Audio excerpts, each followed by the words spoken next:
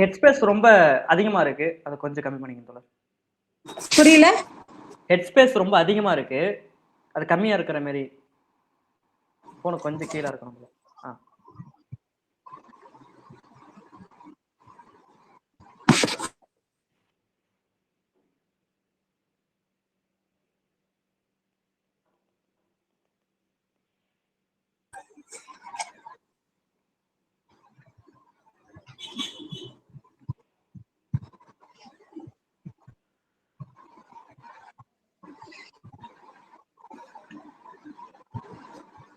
Okay தோழர்,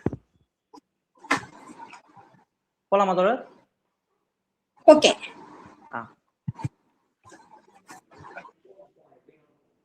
dialogue Tamil நேயர்களுக்கு வணக்கம். தொடர்ந்து வாக்கு எண்ணிக்கை நிலவரங்களை டைலாக் தமிழ் சேனல்ல உங்களுக்கு உடனுக்குடன் சொல்லிக்கொண்டே இருக்கிறோம். தற்போது இந்த சமயத்துல தற்போது வாக்கு எண்ணிக்கை என்பது திமுக வந்து 70 இடங்கள் முன்னிலையில இருக்காங்க, 2வது இடத்துல இருக்கிறாங்க. அதிமுக 60 இடங்களோட 3வது இடத்துல இப்ப நகர்ந்திருக்கிறாங்க. தவக தொடர்ந்து 104 இடத்திலே தொகுதி முன்னிலையில இருந்துகிட்டே வராங்க. அதை நம்மளால இப்ப பார்க்க முடியுது. இந்த சமயத்துல நம்மோடு இந்த நேர்காணல்ல நம்மளோட தீண்டாமை ஒழிப்பு முன்னணியுடைய மாநில பொதுச் செயலாளர் சுகந்தி அவர்கள் நம்மளோட இணைந்திருக்காங்க. வாங்க அவரோட பேசுவோம். வணக்கம் மேடம். வணக்கம். இப்ப நடக்கக்கூடிய இந்த வாக்கு எண்ணிக்கையில தாவக தொடர்ந்து 100 இடங்களுக்கு மேல முன்னிலை வகிச்சுட்டே வராங்க. திமுகவும் அதிமுகவும் 2வது இடத்துக்கு யார் போக போறாங்க அப்படின்ற ஒரு போட்டிக்கு இப்ப வந்திருக்கிறாங்க. இது எப்படி பாக்குறீங்க? ஃபர்ஸ்ட் அதான் தாவேகாவுடைய வெற்றி என்பது 100க்கு மேல சீட்டு வாங்கி இருக்கிறது அப்படிங்கிறது பொதுவாகவே இது தமிழகம் வந்து எதிர்பார்க்காத ஒரு இடம்தான். அநேகமாக தேர்தல் போலிங் அப்பையும் சரி, அதுக்கப்புறம் போலிங் முடிஞ்சதுக்கு அப்புறமும் சரி, தேர்தல் பிரச்சாரத்தப்பையும் சரி, போலிங் முடிஞ்சதுக்கு அப்புறமும் சரி, தாவேகா வந்து ஒரு சில குறிப்பிட்ட எண்ணிக்கையில வாக்கு சதவிகிதம் என்ன வாங்குவாங்க அப்படின்ற ஒரு எதிர்பார்ப்பு இருந்ததே ஒழிய இந்த அளவிற்கு 100 சீட்டுக்கு மேல வரும் அப்படிங்கறது அநேகமாக எந்த கருத்து கணிப்பும் அது வந்து அதை அக்யூரேட்டா சொல்லல. அது மாதிரி மக்கள் மத்தியிலேயே அந்த எதிர்பார்ப்பு என்பது இல்லை. ஆனா அப்படியான சூழல்ல இந்த 108க்கு மேல வந்து தாவேகா வந்தது அப்படிங்கறது அது ஒரு பலருக்கு ஒரு அதிர்ச்சியை கொடுத்திருக்குது. இது வந்து ஒரு ஆச்சரியமான ஒரு வெற்றியாக தான் பார்க்க வேண்டி இருக்கின்றது. இன்னொன்னு வந்து திமுக கூட்டணியில திமுக ஆட்சியில் இருக்கும்போது நிறைய நலத்திட்டங்களை செஞ்சிருக்கோம் அப்படின்னு சொல்லி நிறைய சாதனைகள் பண்ணிருக்கோம் சொல்லிதான் நிறைய பிரச்சாரங்களை முன்னெடுத்தாங்க. ரொம்ப முக்கியமா இந்த முறையும் பெண்களுடைய வாக்கு தான் வெற்றி தீர்மானிக்கக்கூடிய வாக்குகளாக இருக்கு. அப்படி இருந்தாலும் மகளிர் உரிமை தொகை, பெண்களுக்கு இலவச பயணம், இந்த திட்டங்களும் அது போய் சேரலையா அல்லது அந்த நலத்திட்டங்கள் வந்து போதுமானதாக இல்லையா? மக்கள் வேற ஏதோ ஒரு மாற்றத்தை விரும்புறாங்களா? அதாவது வந்து மகளிர் உரிமை தொகை அப்படிங்கிறது பெண்கள் மத்தியில ஒரு நல்ல வரவேற்பை பெற்ற ஒரு திட்டம் தான். அதே மாதிரி அடுத்து திமுக ஆட்சிக்கு வந்தாலும் கூட அந்த உரிமை தொகையினுடைய அமௌண்ட்டை வந்து 2000 உயர்த்துவதாக அறிவிச்சிருந்தாங்க. அதெல்லாம் கூட ஆரம்ப கட்டத்துல ஒரு மிகப்பெரிய வரவேற்பை பெற்ற ஒரு விஷயமாக தான் இருந்தது. ஆனா இந்த தேர்தலை பொறுத்தளவுல ஒரு தாவேகாவினுடைய ஒரு தொடர் பிரச்சாரம், அவங்க வந்து அதிமுகவையோ பிஜேபியோ எதிர்த்து அவங்க எந்த அரசியல் பிரச்சாரமும் பண்ணல. அதாவது குறிப்பா வந்து குழந்தைங்க வாயில இருந்து கூட திமுக தீய சக்தி அப்படிங்கிற ஒரு ஸ்லோகன் தான் வந்து 4 வயசு 3 வயசு குழந்தைங்க கூட சொல்லிட்டு இருந்தது. அந்த குழந்தைங்களுக்கெல்லாம் வந்து இந்த அரசியலை பத்தி என்ன தெரியும்? ஆனா இவங்க வந்து இந்த தாவேகா விஜய் என்ற ஒரு கட்டமைப்பு, இன்னும் சொல்ல போனா அவர் வந்து அவருடைய பிரச்சாரத்துல வந்து என்னுடைய புகழினுடைய உச்சத்துல இருந்து நான் வந்து வந்திருக்கிறேன், உங்களுக்காக நான் செய்வேன் அப்படின்னு சொன்னதை நம்பி இருக்கிறாங்க. இன்னும் சொல்ல போனா தேர்தல் நேரத்துல அல்லது போலிங் அப்புறம் கூட பாத்தீங்கன்னா இளைஞர்களுடைய வாக்குகள் தான் தாவேகாவுக்கு கிடைக்கும் அப்படின்னு நம்ம எதிர்பார்த்தோம். ஃபர்ஸ்ட் ஓட்டர்ஸ் வந்து தாவேகாவுக்கு ஓட்டு போடுவாங்க அப்படிங்கறத நாம வந்து எதிர்பார்த்தோம். ஆனா பாத்தீங்கன்னா இதுல பெண்களுடைய வாக்குகளும் வந்து பெரும்பகுதி வந்து போயிருக்கு அப்படிங்கறத நம்ம பார்க்க வேண்டியது இருக்கு. இந்த பெண்களுடைய வாக்குகளை வந்து பெரும்பாலும் திமுக தான் பெரும் என்பதுதான் ஒரு அசஸ்மெண்டாக இருந்தது. ஏன்னா அந்த அளவிற்கு திமுகவினுடைய விடியல் பயணமா இருக்கட்டும் அல்லது மகளிர் உரிமை தொகையா இருக்கட்டும், இதெல்லாம் வந்து திமுகவுக்கு சாதகமாக அமைந்ததாக தான் எண்ணப்பட்டது. ஆனா அதை தாண்டி ஒரு தமிழகத்தில் தொடர்ந்து அதிமுக திமுக மாறி மாறி ஆட்சிக்கு வந்திருக்கிற சூழல்ல இந்த தாவேகால வந்து விஜயனுடைய பிரச்சாரம் அது வந்து ஒரு மிகப்பெரிய தாக்கத்தை இளைஞர்கள் மத்தியில ஏற்படுத்தியதை தாண்டி இன்னும் சொல்ல போனா சிறுவர்கள் மத்தியில் ஏற்படுத்தியதை தாண்டி அவர்களுடைய பெற்றோர்கள் மத்தியில் அது ஏற்படுத்தி இருக்கு அப்படிங்கறத நம்ம பார்க்க வேண்டியது இருக்கு. விஜய் கூட தேர்தலுடைய கடைசி கட்டத்துல என்ன சொன்னாருன்னா, சிறுவர்கள் குழந்தைகள்கிட்ட நீங்களாம் வந்து எப்படியாவது அடம் பிடிச்சாவது உங்களுடைய பெற்றோர்களை வந்து எனக்கு வாக்களிக்க வைங்க அப்படின்னு சொல்லி சொன்னாரு. பொதுவா நம்ம பார்த்தோம் பிரச்சாரத்துல பாத்தீங்கன்னா ஒரு மிகப்பெரிய ஒரு சினிமா மோகத்தோட விஜய் பின்னாடி கொத்து கொத்தாக ஓடுன இளைஞர்கள், பெண்கள் இவங்களெல்லாம் பார்க்க முடிஞ்சது. இன்னொரு பக்கம் பாத்தீங்க அப்படின்னு சொன்னா தமிழகத்துல ஒரு மாற்றம் வேணும் அப்படின்னு எதிர்பார்த்தாங்க. இதுக்கு முன்னாடி மாற்றம் அப்படிங்கிறத முன்வைத்து சீமானெல்லாம் வந்து தேர்தல் களத்துல நின்றுருக்காரு. கடந்த 15 ஆண்டு காலமாக எந்த கூட்டணியையும் அவர் வந்து வச்சுக்கிறாம நான் தான் மாற்று, திமுகவுக்கு அதிமுகவுக்கு நான் தான் மாற்று அப்படின்னு இந்த தேர்தல்ல வந்து இதுக்கு முன்னாடி தேர்தல்ல வந்து நின்றுருக்காரு. ஆனாலும் கூட இந்த விஜயனுடைய பிரச்சாரம் ஃபர்ஸ்ட் ஓட்டர்ஸ் அவங்க எல்லாம் வந்து அவங்களுடைய எதிர்காலம் குறித்த ஒரு மிகப்பெரிய கனவுகளோட இருக்கிற இளைஞர்கள். எனவே இதுவரை இருந்த இந்த தமிழக அரசியலை மாற்ற வேண்டும் என்ற ஒரு எண்ணத்தோட இருந்தவங்க இந்த மாற்றத்தை வந்து ஏற்படுத்தி இருக்காங்க அப்படிங்கறதான் பார்க்க வேண்டியது இருக்கு. அதோடு இணைந்து எதிர்பாராத விதமாக பெண்களுடைய வாக்குகளும் வந்து தாவேகாவுக்கு கிடைச்சிருக்கு அப்படிங்கறத நம்ம பார்க்க வேண்டும். இதுல ரொம்ப முக்கியமா தாவேகா மீதான விமர்சனங்களையும் வச்சிருக்கீங்க, அதே சமயத்துல வேலையின்மை இந்த விஷயங்களை முன் வைக்கிறீங்க. ஆனா இந்த வாக்கு எண்ணிக்கையில பார்க்கும்போது முக்கியமா சாதி ரீதியா சாதி அடையாளத்தை முன் வச்சு நின்னவங்களுடைய வாக்குகள் குறைஞ்சிருக்கு. அது எல்லாமே தாவேகாவுக்கு போயிருக்கு. பணம் கொடுத்து ஓட்டு வாங்கக்கூடிய இடங்கள்ல வந்து அது பின்னடைவை சந்திச்சிருக்கு, தாவேகாவுக்கு போயிருக்கு. இதெல்லாம் வந்து ஒரு தாவேகாவுக்கு ஒரு பிளஸ்ஸா பார்க்கலாம்ல? நிச்சயமாக. அதாவது வந்து ஒரு விஷயம் என்ன அப்படின்னா, தாவேகா அதாவது தமிழக அரசியல் நிலைமையை நம்ம பார்க்கும்போது இதுவரைக்கும் தமிழகத்துல இருந்த ஒரு கருத்தியல் ஐடியாலஜி வந்து இன்னைக்கு இருக்கிற இந்த தேர்தல் சூழல்ல வந்து அது பின்னுக்கு தள்ளப்பட்டிருக்கு அப்படிங்கறத நம்ம வந்து பார்க்க வேண்டியது இருக்கு. அதாவது இப்ப திராவிட கட்சிகளுக்கு ஒரு அரசியல் இருக்கு, பிஜேபிக்கு ஒரு அரசியல் இருக்கு, காங்கிரஸ்க்கு இருக்குது, கம்யூனிஸ்டுகளுக்கு இருக்குது. அவங்கவுங்களுடைய அரசியல் சித்தாந்தத்தை முன்வைத்துதான் வந்து தேர்தலை வந்து சந்திச்சிருக்கிறாங்க இது வரைக்கும்.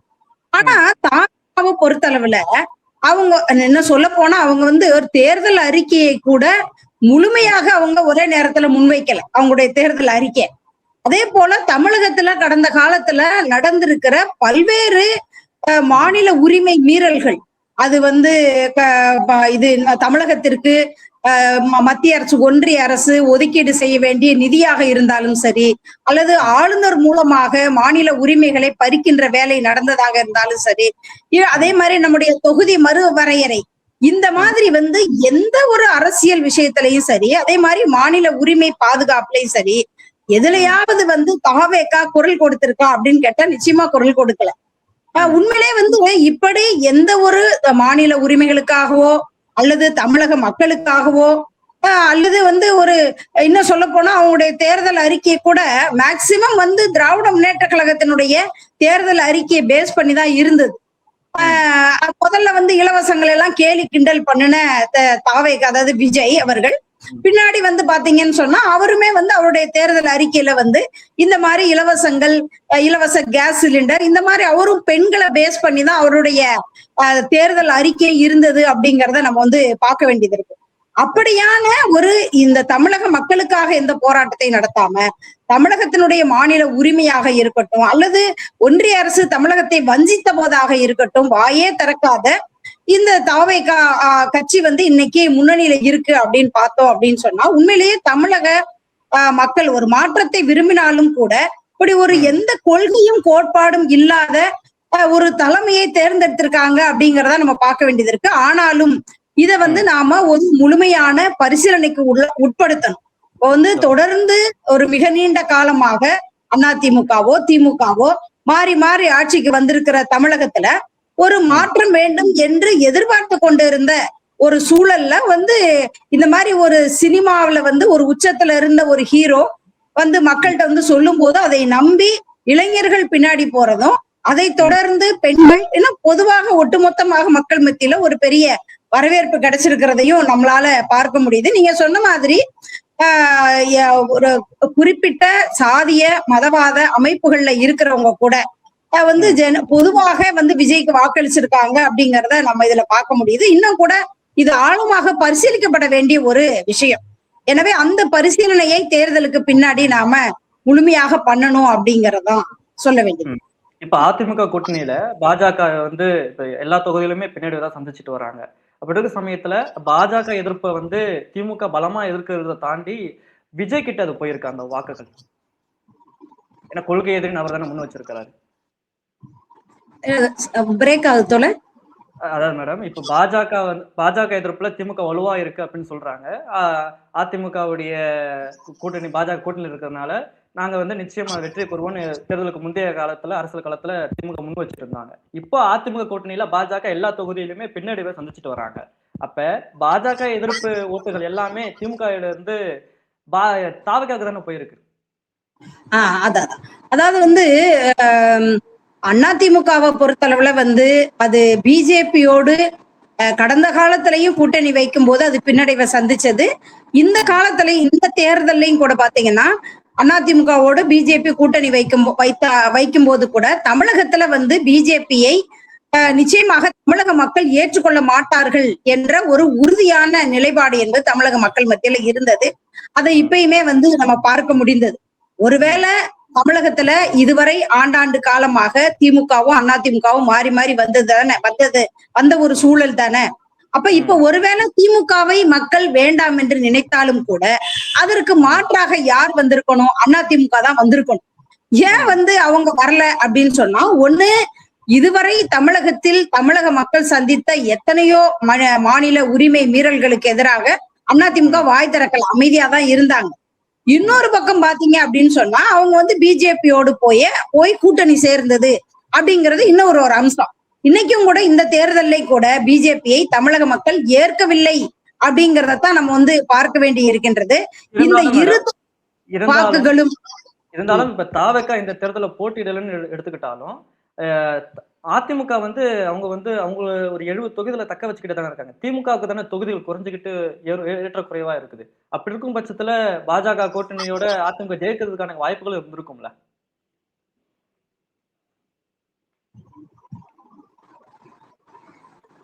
மேடம் கேக்குதா உங்களுக்கு? Voice break. அதுதான் மேடம் கேக்குதாங்களா? அதுதான் இப்ப தாவேக்கா இந்த தேர்தலில் போட்டியிடவில்லைன்னு எடுத்துக்கிட்டாலும் பாஜக அதிமுக கூட்டணி வந்து தற்போது பார்த்தோம்னா சீட்ல வந்து எந்த குறைவும் இல்லை. அவங்க வந்து கன்சால்ட்டியா அந்த தொகுதியை வந்து முன்னிலை வகிச்சுட்டு தான் இருக்காங்க. திமுகவோட தொகுதி தான் ஏறக்குறைய இருக்குது. இப்படி இருக்க பட்சத்துல ஒருவேளை தாவேக்கா போட்டியிடாத பட்சத்துல அதிமுக பாஜக கூட்டணி ஜெயிக்கிறதுக்கான வாய்ப்புகள் இருக்குல்ல அங்க?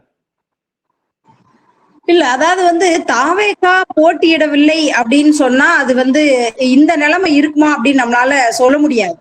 ஏன்னா வந்து ஏற்கனவே வந்து தமிழகத்தினுடைய உரிமைகளை பறிக்கின்ற பல்வேறு மோசமான அம்சங்களை வந்து ஒன்றிய பாஜக அரசு செஞ்சிருக்குது. இப்ப அப்படியான சூழல்ல பிஜேபியோடு அதிமுக கூட்டணி சேரும் போது நிச்சயமாக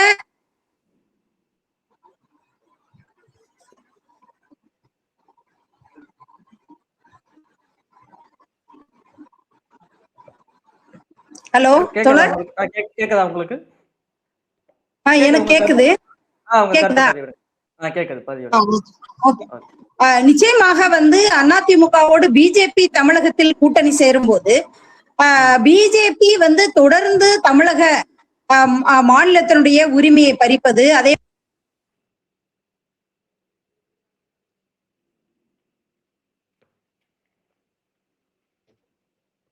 மேடம் கேக்குதா?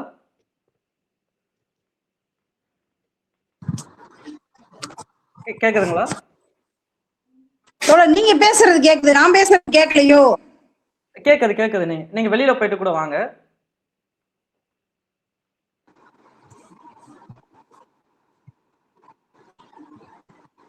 மேடம் நீங்க வெளியில போயிட்டு கூட வாங்க.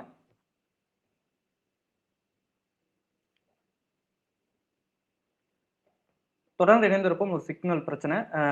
இப்ப பார்த்தோம்னா தஞ்சாவூர்ல தாவேக்கா வேட்பாளர் வெற்றி, சில தொகுதிகளில் வெற்றியான செய்திகள்லாம் இப்ப வர்றதை நம்மளால பார்த்துட்டு இருக்கோம். திமுக தற்போது சில முன்னேற்றத்தை நம்மளால பார்க்க முடியுது. வெறும் 50, 60 இருந்த இடத்துல இப்ப 72 அப்படின்ற ஒரு இடத்துக்கு நகர்ந்திருக்கிறாங்க. அதிமுக 59 சொல்லிட்டு பல இடங்களை இப்ப பின்னடைவுகளை சந்திச்சுட்டு இருக்காங்க. ஸோ 2வது இடத்த திமுக தக்க வச்சிருக்குன்றத இப்ப வரக்கூடிய செய்திகள்ல இருந்து நம்மளால பார்க்க முடியுது. ஆனா தாவேகா 103, 104ல இருந்து குறையறதுக்கான எந்த வாய்ப்புகளுமே தற்போது வரைக்கும் இல்ல என்பதுதான் காமிக்கிறது இந்த தேர்தல்ல. ஸோ அதே சமயம் கொளத்தூர்ல மு.க.ஸ்டாலின் அவர்கள் வந்து பின்னடைவை சந்திச்சிட்டு இருக்கிறார். உதயநிதி ஸ்டாலின் முன்னிலையில இருக்கிறாரு. இந்த செய்திகளையும் நம்ம ஒரு பக்கம் பார்த்துக்கிட்டு இருக்கிறோம். அதே சமயத்துல விஜய் 2 தொகுதிகளிலும் அவர் போட்டியிடக்கூடிய திருச்சி கிழக்கிலும் சரி, பெரம்பூர்லும் சரி முன்னிலையில வகிச்சிட்டு இருக்கிறாரு. ஒரு பக்கம் தாவேக்கா தன்னுடைய வெற்றி கொண்டாட்டத்தை ஒரு பக்கம் கொண்டாடக்கூடிய செய்திகளையும் நாம் வந்து பார்த்து கொண்டிருக்கிறோம். இப்படிக்கான சமயத்துல தான் நம்ம டயலாக் தமிழ் சேனல்ல உடனுக்குடன் நாம் தொகுதி யார் யார் முன்னிலை யார் யார் பின்னாடி சந்திருக்கிறத உடனுக்குடன் நாம வந்து காமிச்சிட்டு இருக்கிறோம். இந்த சமயத்துல நம்மோடு பல்வேறு அரசியல் விமர்சகர்கள் பத்திரிகையாளர்கள் பலரும் நம்மோடு நேர்காணல இணைந்திருக்கிறாங்க. அவங்களுடைய கருத்துக்களை பதிவிட்டு இருக்கிறாங்க. தொடர்ந்து டயலாக் தமிழ் சேனல்ல இணைந்திருங்க. அடுத்த நேர்காணல உங்களோட நான் நிர்மல்.